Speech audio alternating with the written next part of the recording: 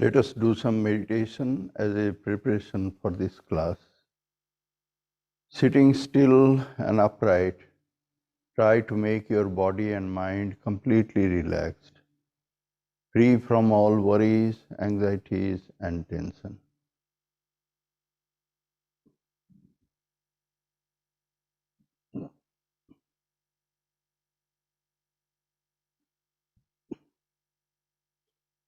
Let the breathing be deep and rhythmic, inhaling deeply, exhaling slowly, keeping equal counts, inhaling and exhaling.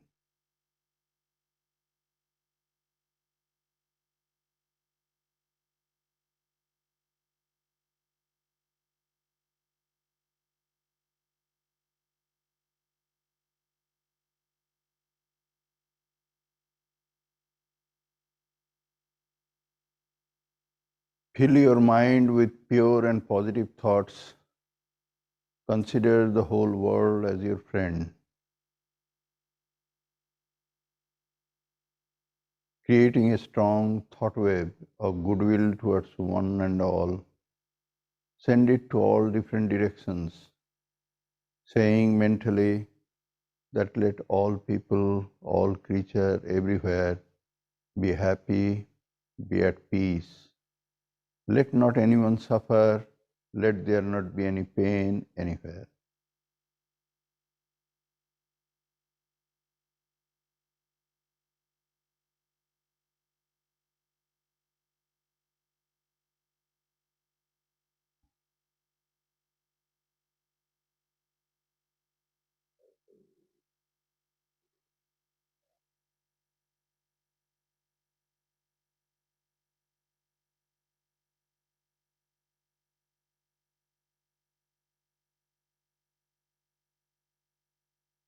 Try to separate yourself from the identification with your own physical body.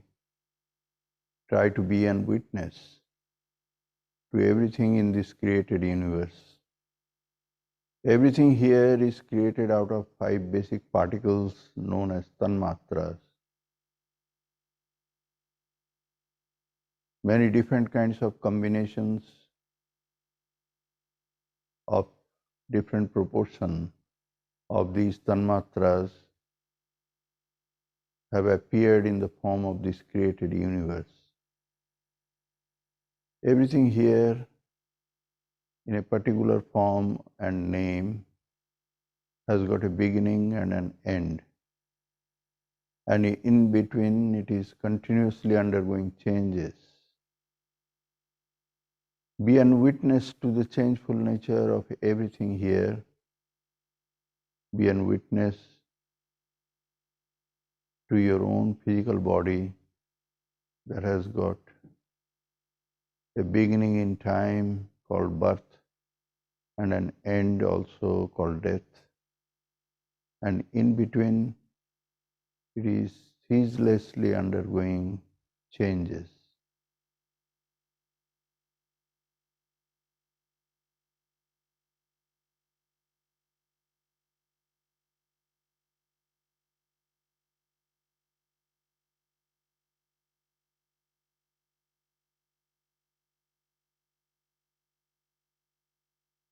Visualize your own physical body as if it is a small ripple on the surface of the limitless ocean of tanmatras, rising there, staying for a while, and eventually merging into that ocean one day.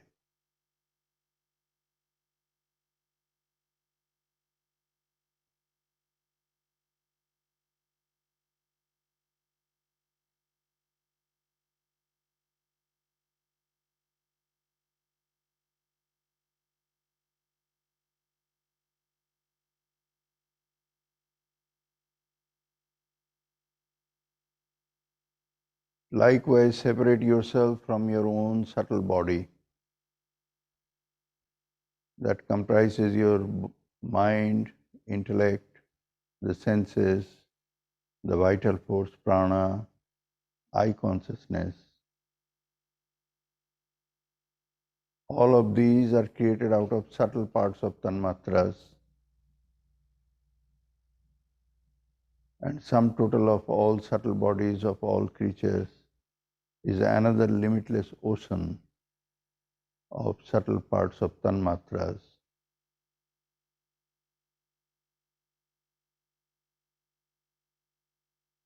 Be an witness to the changeful nature of your own subtle body, which has got a beginning and an end, and that subtle body is changeful in nature.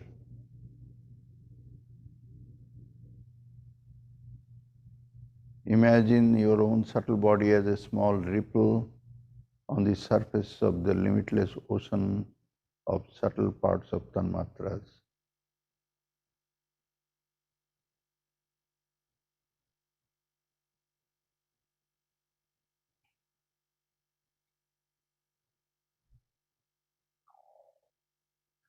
Identify yourself with your pure self, the birthless, the deathless, the changeless, the bright and taintless, eternally blissful and peaceful. Meditate on that self as an effulgence of light at the lotus of your heart.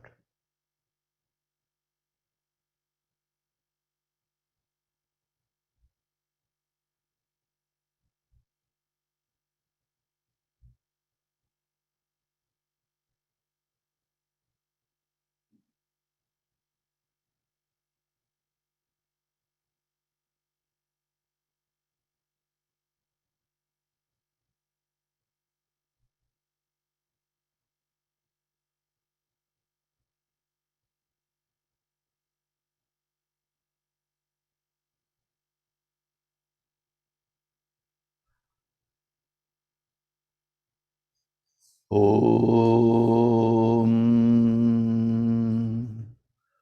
Om Sahana Bhavatu Sahano Bhunaktu Saha Viryam Karvavahai Tejasvinabadhitamastu ma vidvishavahai. Om Shanti Shanti Shanti Hari Om. Om. May Brahman protect us, may he guide us, may he give us strength and right understanding, may love and harmony be with us all. Om, peace, peace, peace be unto us all.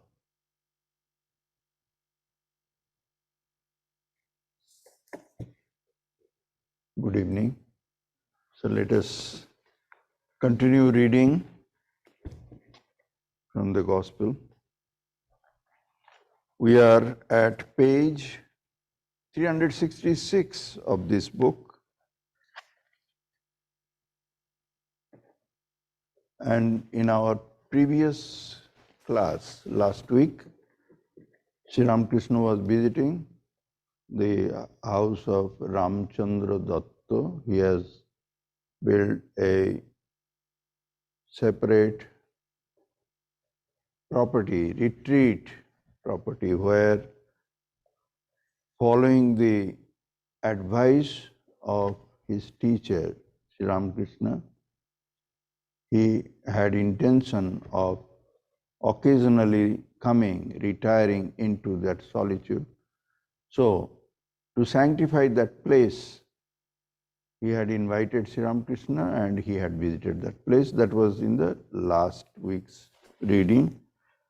And there, after visiting Ramchandra Datta's house, the neighboring property belonged to Surendranath Datta, Surendranath Mitra.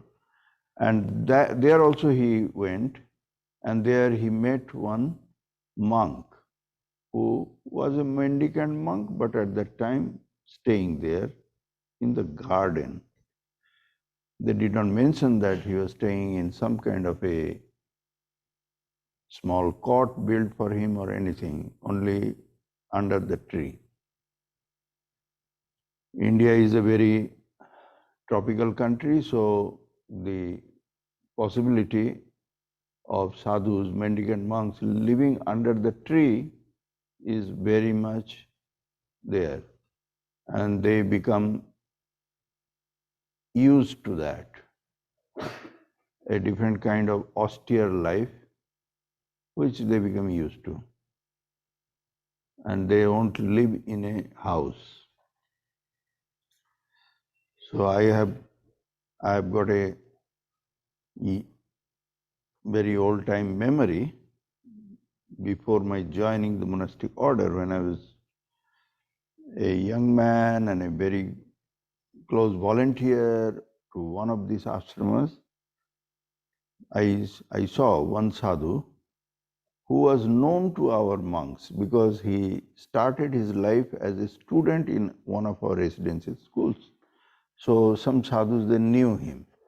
And eventually he became a monk, and he went to Himalayas and lived there like the old-fashioned sadhus instead of joining our monastic order. And then as a mendicant monk, and he was very austere and had become very well known also, even among the sadhus there in the Himalayas, Haridwar, Rishikesh, Uttarkasi, all sorts of places. People knew him, that he was very austere sadhu. And then he was just traveling to go to many different pilgrimage centers. So in the way he came to this ashram also, because this was a Ramakrishna temple, and his deep connection with that was there. So he came, and when he came, the sadhus, they were very happy to receive him and asked him that, well, where are you going? You stay here for 2-3 days. So he agreed to stay for a night or two, but he won't live in a room, because the rooms were allocated as the monks in our order. They have got rooms, and there is a bed, and all provisions are there. He won't go there, and he won't sleep in a bed. And he said, no, I'm okay. So okay means what? Where? So he preferred to be outdoor, but then when pressed by the sadhus, he said, okay, not outdoor, I will stay in the visiting room, and there are no cushion on the chairs and benches, wooden bench and all this. He said, I'll sleep here. That is fine for me. And he stayed there for a night or two, and then after a day or two, one fine morning, he had disappeared. No such etiquette of this civilized society that he is formality. He did not care for that. Just he left sometime, too early in the morning maybe. Just he left. So I have seen some such system, the sadhus. When I read this portion, the sadhu in the Surendranath the garden, and Sri Ramakrishna goes there and he sees the sadhu sitting under the tree. Under the tree said, but there was a cot. Cot means those straw made rope made out of straw. And that is the style, North Indian style, with those ropes. You can understand they are very coarse, they are not soft. With those ropes, a bed is knit on a frame. A frame is there, very simple frame, and the frame is, there is a knitted bed kind of thing. And that is what is mentioned here. In the Bengali form, the word used is for that. It is not a wooden plank, it is not any kind of a mattress or anything, this is knit with those rope made of straw. In North India, it is called khatiya. In Bengali, they call it khat.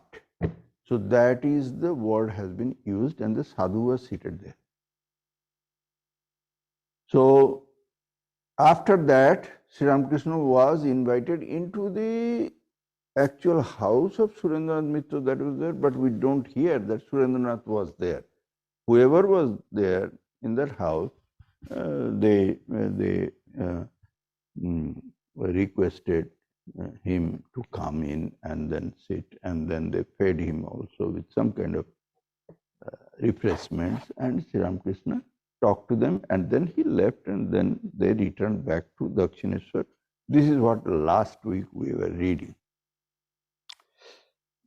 Now, next day, Thursday, December 27, 1883, and here we get the full answer to our question that we are finding. M is giving the report of every day. So he is staying there or coming every day, how it is, here it is. The temple garden was filled with the sweet music of the dawn service. This is called Nahabat. Holy Mother lived in that very small structure building, and that is known as Nahabat, Nahabat house, or the house is called Nahabat. And similar structure is there across the temple, whole temple courtyard on the other side of the temple, which now is almost near a bridge that crosses the river Ganges. So there is another Nahabat, similar structure is there. So these are called Nahabat. And then on the main entrance, the gate of the entrance, on the top of that gate, there would be another small structure where people could go up there and sit there. Maybe 5-6 people could comfortably sit there on the top of that main entrance to the entire property, temple property. Now, these are the places where musicians, traditional musicians, mostly with a particular kind of a flute, which is not the flute that we see here, is called sahnai.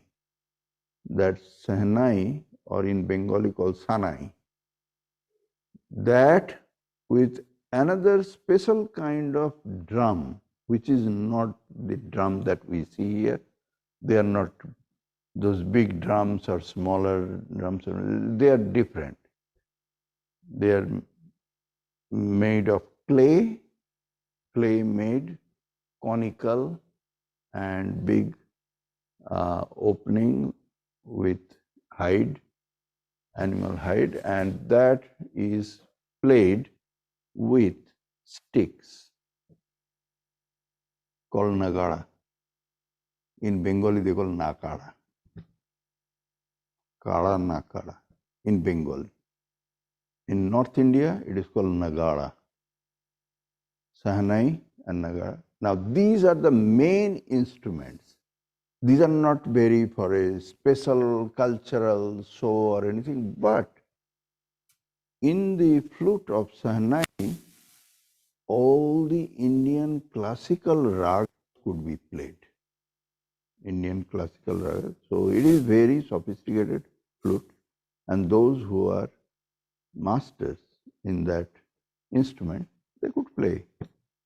And Indian classical music, they are so sophisticated in the sense that not that all music should be played in all times.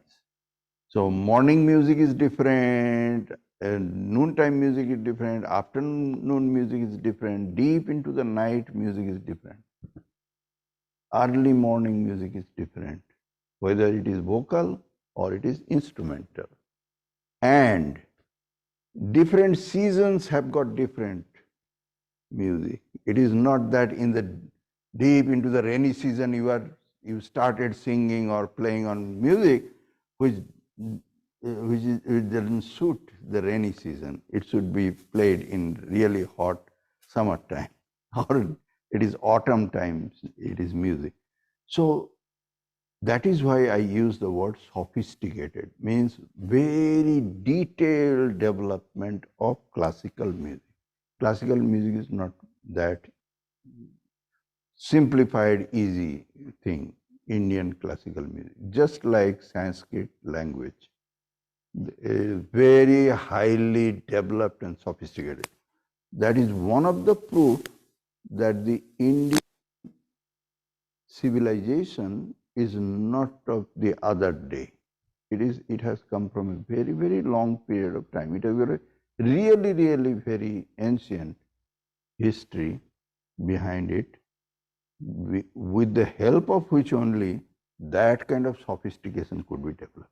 Now, these temple places, if the temple garden is very big and important and supported financially, administratively very well, then they have got every detailed thing.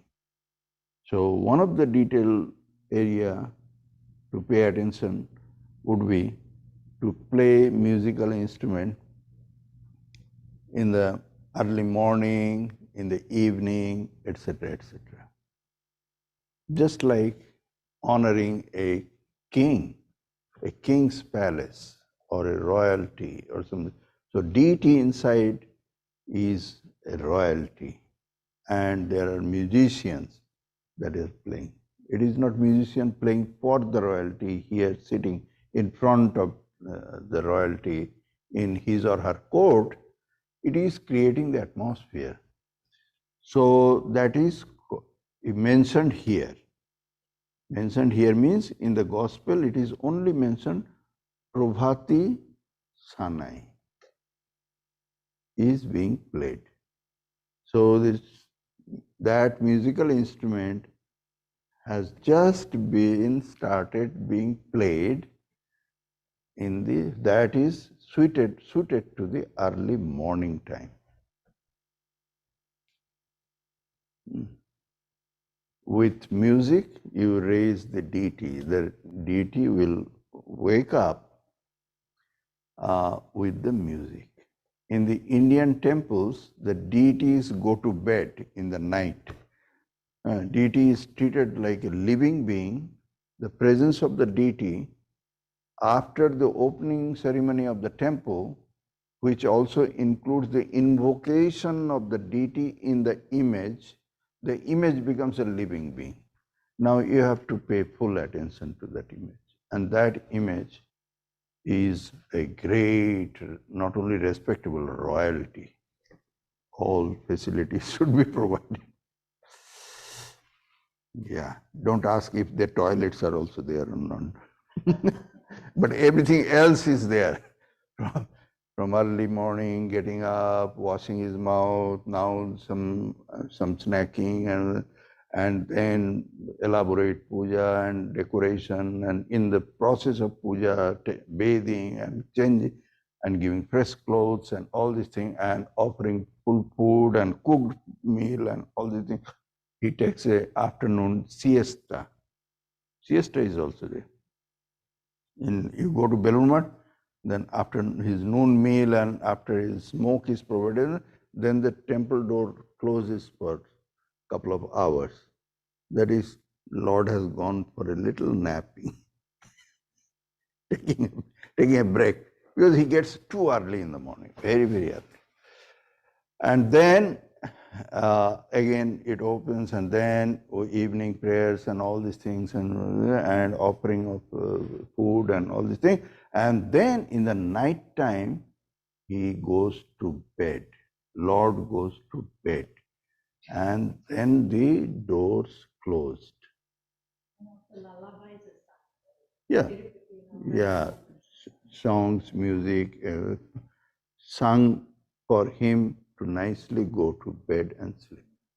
So the musical atmosphere is created in which the Lord will wake up.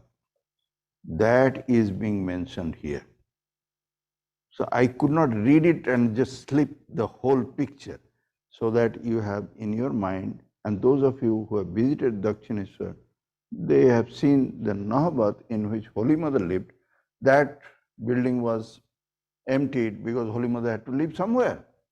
So later on, Shambhu Mollik, he bought a property just outside the temple property and built a house for Holy Mother to stay there, but she did not live there. She stayed there for a couple of days and said, I cannot stay here because from here going to Sri Ramakrishna's room and serving him is not easy and it is too far. I will stay nearby. And that's why that Nahabat structure was emptied and made for Holy Mother to stay here. That was the nearest place where she could stay, next to Sri Ramakrishna's room. And the other side Nahabat was used for Nahabat, and main entrance gate perhaps, but most probably the other side Nahabat, which is also on the bank of the river Ganges, that was used for Nahabat. Nahabat is meant for musical, these instruments to be played. It is not vocal music, it is all only instrumental music. So, I have read only 2 lines, sorry, half an hour gone. Yeah, interesting. So, the temple garden was filled with the sweet music of the dawn service, which mingled with the morning melody from the Nahabat. Leaving his bed, Sri Ramakrishna chanted the names of God in sweet tones. Then he bowed before the pictures of the different deities in his room and went to the west porch to salute the Ganges. So here we see his morning routine, early morning as he gets up, what he does. Many a night he will not be sleeping properly. He will go to deep samadhi or something. But when in the morning he gets up, then he chants the names of many gods and goddesses, because in his room there are many deities there. Many deities are there, and who gave Shambhu? I have to remember. Someone gave him a picture of Jesus also, that he is helping the Mary MacDonald, saving her from somewhere, etc., etc. So many different deities are there. Sri Krishna, Chaitanya Mahaprabhu, these, that, other gods and goddesses. And Sri Ramakrishna will chant their holy name and bow down to all of them. And then he comes out from his room and straight looks at the river Ganges and bows to the holy river Ganges also from there. Some of the devotees who had spent the night at the temple garden came to the master's room and bowed before him. Rakhal was staying with the master and Baburam had come the previous evening. M had been staying there 2 weeks. So now we know that from middle of December, because this is December 27, M was staying in this temple garden house for 2 weeks. At 8 o'clock, the Sri Ramakrishna said to M, I have been invited to Ishan's this morning. Baburam will accompany me and you too. M made ready to go with the master. At 8 o'clock, the carriage hired for the master stood waiting in front of the Nahabat. On all sides, plants and trees were in flower, and the river sparkled in the sunlight of the bright winter's day. The master bowed once more before the pictures. Then, still chanting the name of the Divine Mother, he got into the carriage, followed by M and Baburam. The devotees took with them Sri Ramakrishna's woolen shawl, woolen cap, and small bag of spices. So this spices means a particular kind of spice which when they are ripe and dry, they're small black colored, and they are called kebab chini. Kebab chini is the name of that particular spice. So that is not for cooking purpose. When we hear the word spices, we think it is for cooking. No, this is for removing the odor from mouth. If someone has eaten or drunk something, then after that, if it is not properly cleaned, the mouth is not properly washed and cleaned, then it starts smelling. And this particular spice remove other kind of odor. So Sri Ramakrishna carries with him a small bag of this spice, which was very common those days. Otherwise, in a regular meal, after the food, there was a regular system in North India at least, all over North, of eating the betel nut. Betel nut. So we read from Holy Mother's life that she would be making so many betel nut every day because so many devotees are there, so many people are there, and Sri Ramakrishna also would be. So betel nut is something that they will be chewing, and that juice of betel nut with whatever ingredients are added there. Some amount of lime is pasted. This lime is not the same lime which is put on the wall or used for construction. It is different, very refined. Some kind of lime is there and some other spices are there. A particular kind of a tree, from tree it is collected. It is called katha in North India. That is there, and then the betel nut is there, and you can make it. Then after that, any kind of spiciness you can add to it, or very refined tobacco, very refined and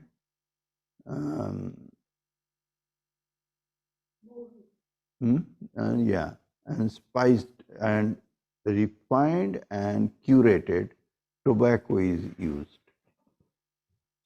If somebody is using tobacco also there. So making betel nut is not a simple thing. Ordinary betel nuts are there, where you add only 2-3 ingredients and that and pack it.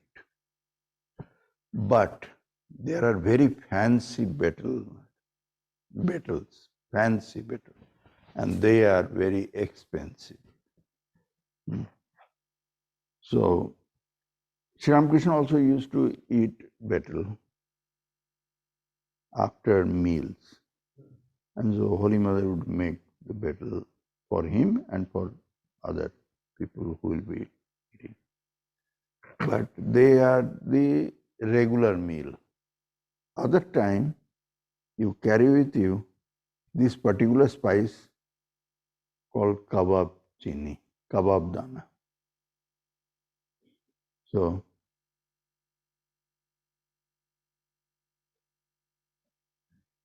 this is what he said, that he devotees, they took to go with him the bag for spices.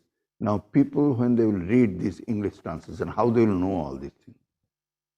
Why I am saying all these things? Because there is no way you can know. There is no footnote, no explanation here, nothing. Nobody telling anything. They only saying, in a bag, in a small bag, he carried some spices. Why he is carrying spices? Spices. He is not going to cook anything anyway. So what is the need of carrying spices? That should be a question, When this class will be given, somebody should ask, why he is carrying spices? Because by the word spices, in the context of Indian habit, of their food habit, they will think it is cumin and turmeric and coriander. They will think that these are the spices. So what Sri Ramakrishna was carrying and why? It will be a very, very appropriate query in people's mind. So before anybody sought any question, I answered. The devotees took with them Sri Ramakrishna's woolen shawl, woolen cap, and small bag of spices. So I had to explain. What is this spice thing? Why he is carrying spices? I needed to explain. Sri Ramakrishna was very happy during the trip and enjoyed it like a child. About 9 o'clock, the carriage stopped at the door of Ishan's house. Ishan and his relatives greeted the master and led him to the parlor on the first floor. First floor in Indian language, which is a British connotation, means the second floor in American language. In American language, here is the first floor, then second floor, like that. In Indian English, which is the British English, there the first floor is ground floor. So there is a ground floor, then there is a first floor. You have to take the stairs to go to the first floor. Straight from the road, you cannot enter into the first floor. So Sri Ramakrishna was taken in the Ishan's house to the first floor. Greeted the master and led him to the parlor on the first floor. Sri's, Ishan's son, was introduced to Sri Ramakrishna. The young man practiced law at Alipur. He had been a brilliant student, having stood first in 2 of the university examinations, but he was extremely modest. Master, to Sris, what is your profession? Sris, I am practicing law at Alipur. Alipur is one of the neighborhood in the city of Calcutta where the court is there.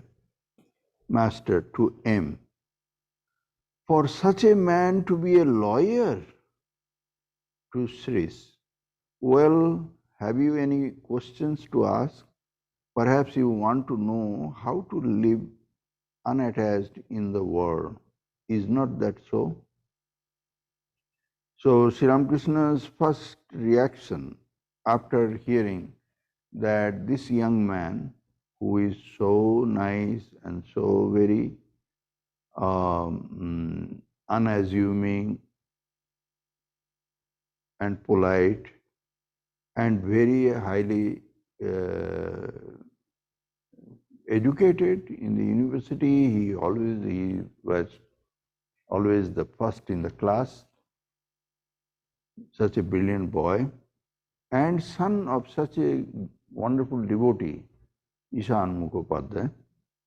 Such a boy, he picked up the job of a lawyer because Sri Ramakrishna considered these two professions as tainted in mostly. One profession is a doctor's profession, another is a lawyer's profession.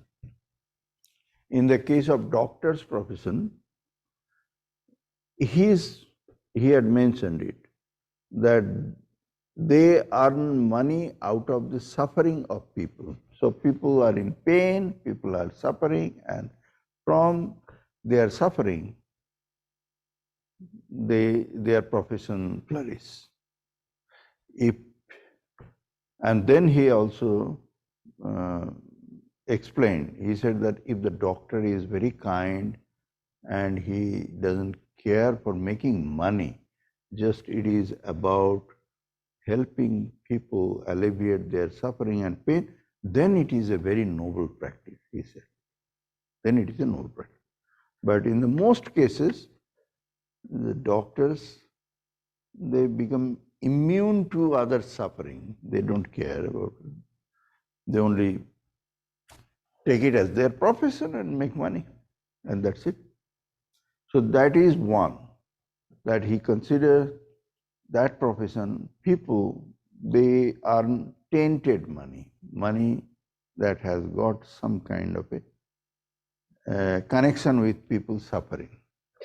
For a Sri Ramakrishna's mind, which is so super sensitive, that is something to think about. Another was lawyers' professions, because lawyers, they, as their professional activity, they do all sorts of things. They lie, they are crooked, they are not straightforward, they cannot be simple people. So they are, all simplicity is gone. Everything is just in some way or other, roundabout way go. Their only objective is to win the case, and that's it. It is not about truth or fact. It is about winning the case. So to do that, lawyers will use any means. And so because it is not truthful, and a person who is in the profession of law, he is a lawyer, cannot stay on the path of truthfulness always and be straightforward and simple. He cannot be. Therefore, Sri Ramakrishna considered that profession to be inferior. So Sri Ramakrishna's definition about good, bad, right, wrong is of his own. You have to think about it. So that's why when he heard about that Sri's was a lawyer, then he was a little bit shocked and dismayed, and he could not hide anything in his heart. If it is there in his mind, he will speak it out. Then he was kind to this young man and he asked, "Do you have any question?" And then he himself raised a question and said, "Perhaps you are thinking how to remain unattached even living in this after life." Because he has to be a lawyer in his life. And then he explains how long, Siris says, Siris then said, "Under the pressure of duties, people do many unrighteous things in the world. Further, some are engaged in good work and some in evil. Is this due to their actions in previous births? Is that why they act this way?"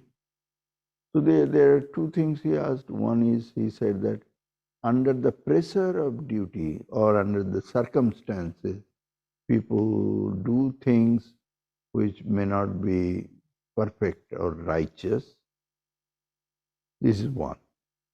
And another is that, is it the previous birth's karma, on account of which people become compelled to live a certain kind of a life or go through a certain kind of, which may not be necessarily always righteous.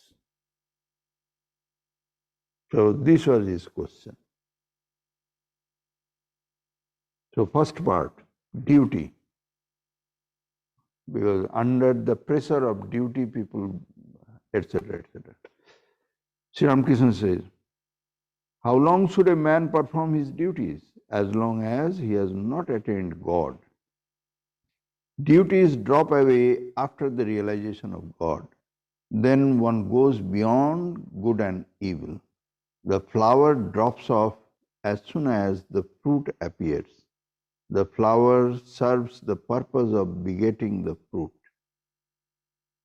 How long should a devotee perform daily devotions such as the Sandhya? Sandhya means the morning time, evening time, and for some people even noon time also, doing their regular religious practices. So that is called Sandhya Vandana. So Sri Ramakrishna says, how long should a devotee perform daily devotions such as the Sandhya? As long as his hair doesn't stand on end and his eyes do not shed tears at the name of God. These things indicate that the devotee has realized God. From these, one knows that he has attained pure love of God. Realizing God, one goes beyond virtue and vice. So Sri Ramakrishna's answer to this young man was not simple. He only could say that a person remains duty bound so long as he has not realized God. After a person has attained God or God realized soul, then his duties drop off. Then he goes beyond virtue and vice. And then he says, what is the proof of a person has become God realized? A God realized soul, just by hearing, listening, or chanting the name of God, his hair should stand on his body, on his head and body. Means in the Sanskrit it is called romancha. He becomes romanchita. His horripilation happens out of sheer joy. The remembrance of God immediately gives him so much joy. Or his tears will flow from his eyes. If he has got those kind of signs, then know that he has gone beyond the bonds of duties. And when that happens, then there is no such thing as a virtuous work, or it has got vice in it. There is no virtue and vice for such a person who has realized God. So his answer was, I don't think very helpful to Sri. He was going young lawyer, and he was asking how long this duty. Sri Ramakrishna says that after you have realized God, then you don't have any duty. Now that is a very tall proposition. Then he sings this song. I bow my head, says Prasad, before desire and liberation, knowing the secret that Kali is one with the highest Brahman. I have discarded once for all both righteousness and sin. The more you advance towards God, the less He will give you worldly duties to perform. Now He gives him a one step easier thing, that progressing Godwardly will automatically make you having lesser and lesser and lesser amount of duty on you.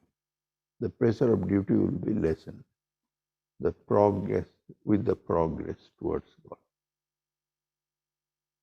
This, he says. Then Srisha says, it is extremely difficult to proceed towards God while leading the life of a householder. So, he says that yes, okay, but while leading the life of a householder and under the many different bonds of duties, the progressing in the spiritual life, proceeding towards God, is appearing extremely difficult. Then Sri Ramakrishna gives the solution. Why so? Master said. What about the yoga of practice? Now, in Bhagavad Gita, Sri Krishna was asked by Arjuna that, yes, I understand what you are saying, but the mind is extremely restless and beyond anybody's control. It appears like nobody can control the mind. How shall I do whatever you are asking me to do? Then Sri Krishna answered there in Bhagavad Gita very famously that, yes, Arjuna, I accept whatever you are saying, that mind is very restless and it is very difficult to control the mind because everything depends upon that. If the mind is not in your control, then how will you do your anything, any spiritual practice? Even doing the good work or work like yoga or your work like bhakti or anything, how will you do if the mind is not in your control? Sri Krishna says that there are two different things that must be practiced with the help of which slowly mind comes under control. One is abhyasa and another is vairagya. He said that these are the two practices. Abhyasa means continuity of your effort and not giving up. What you are doing, keep doing. Don't say, oh, it is not 100% successfully done. I think I am not good at it, so I am giving up. This is not the way. Whatever you can do, wherever you are standing, you keep doing. And slowly gain ground in your effort to have a better control over your mind. So, never give up, keep going and remain steadfast and never discontinue. This is called Abhyasa Yoga. Abhyasa literally translated as practice. And second, in the Bhagavad Gita, Sri Krishna said, Vairagya means dispassion. Dispassion means continuously analyzing in one's own mind what is real and what is not, what will stay with you and what is very temporary in nature. So, if you can always figure out what is very temporary in nature, then slowly their value will reduce in your mind, in your heart. And you are not too much after that. If it is continuously coming to your mind that this is only for 2 days, what a big deal. That is called vairagya. So, Sri Ramakrishna tells to Srisha, why so? What about the yoga of practice? Then he gives an example. At Kamarpukur, I have seen the women of the carpenter families selling flattened rice.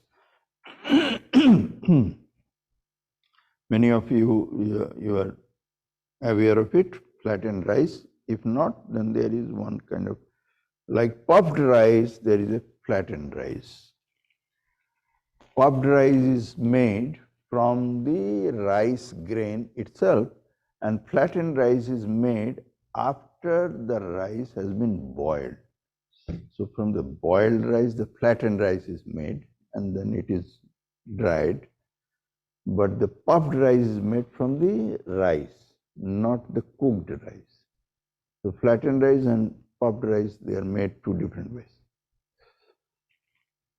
But in India, they are regular things. People eat not only rice, puffed rice, flattened rice. And then powdered rice also is used in some places. Anyway, let me tell you how alert they are while doing their business. The pestle of the husking machine that flattens the paddy constantly falls into the hole of the mortar. For the flattened rice, this paddy is boiled, not the grain taken out from the husk. Then it will become rice. It will become outright rice if you boil then.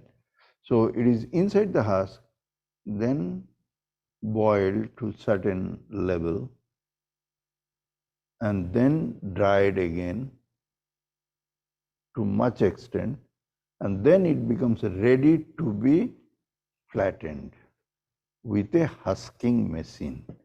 So very heavy wooden hammer-like thing, it will be falling in a small ditch where this boiled paddy is being supplied and taken out the flattened rice.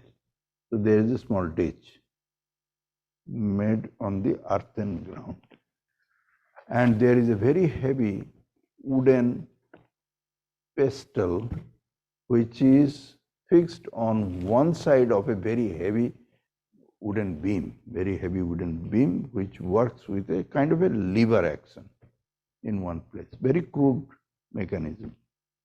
And the other end of that beam, another lady stands and with his one foot, he pounds that portion of the beam. So this beam is going down and then relaxes and the other portion immediately falls. It is heavier side, immediately falls. And that is the pounding there. So this is the husking machine. They are calling it machine, but very crude lever of a wooden plank.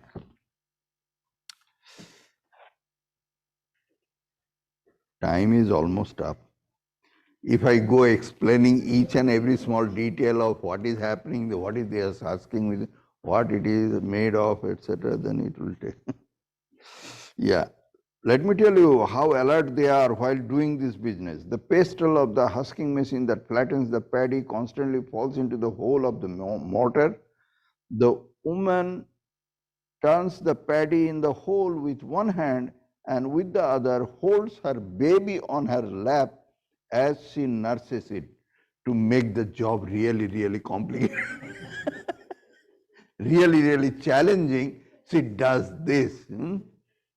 She has got a baby also, to nurse also, and at the same time she has to do it. Okay. If it would be done in this kind of a Western country like here, where all sorts of safety measures, then there should be a law would be passed in the in the assembly, in the Congress, that while you are doing this job, no baby can come near you, and you can. Yeah, it is by law. If anybody is seen like that, then a case can. Yeah. Anyway. And it will be a responsibility of anybody sees this thing happening will be legally bound to report 911 what is happening here. In this kind of a very, yes, it is dangerous. So the machine goes on pounding, okay, to make the job really, really complicated.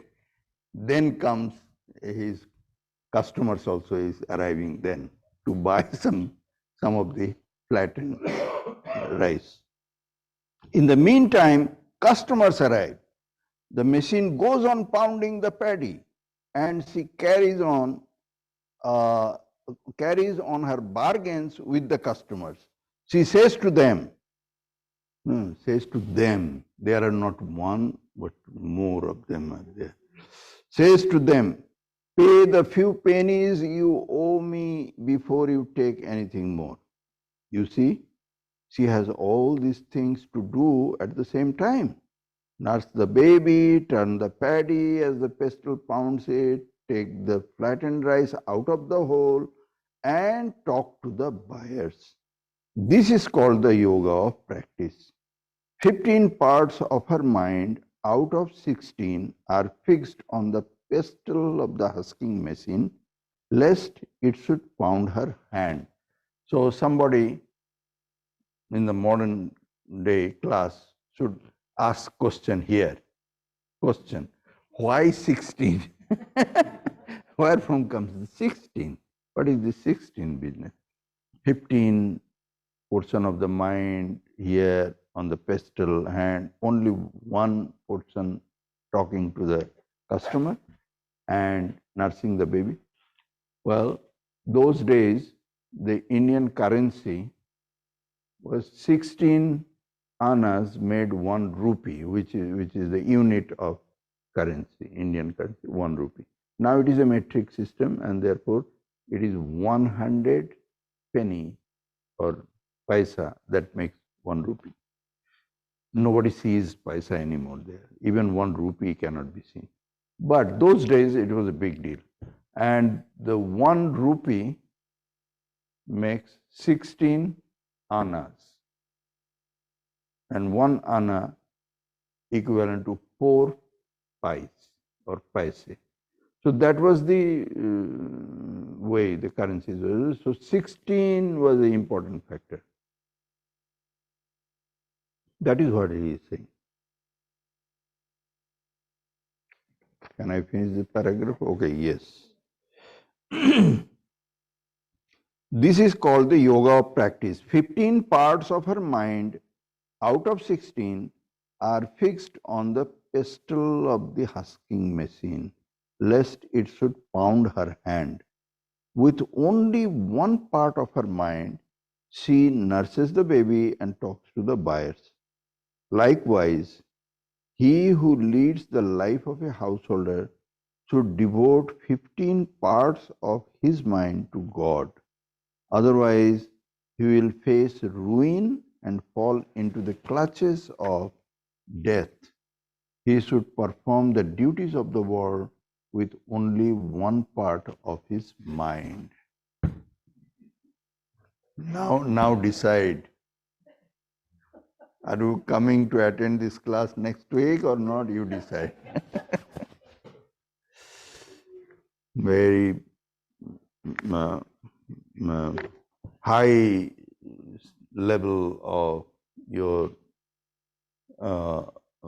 mental attention to God in all your activities in your life is prescribed here. Om Shanti Shanti Shanti Hari Om Tat Sat Sri Ramakrishna Arpanamastu Jananim Sharadam Devim Ramakrishnam Jagadgurum Padapadme Tayo Shritva Pranamami Muhurmuhu. Taking refuge at the feet of Mother Sarada Devi and Sri Ramakrishna, the teacher of the world, I bow down again and again.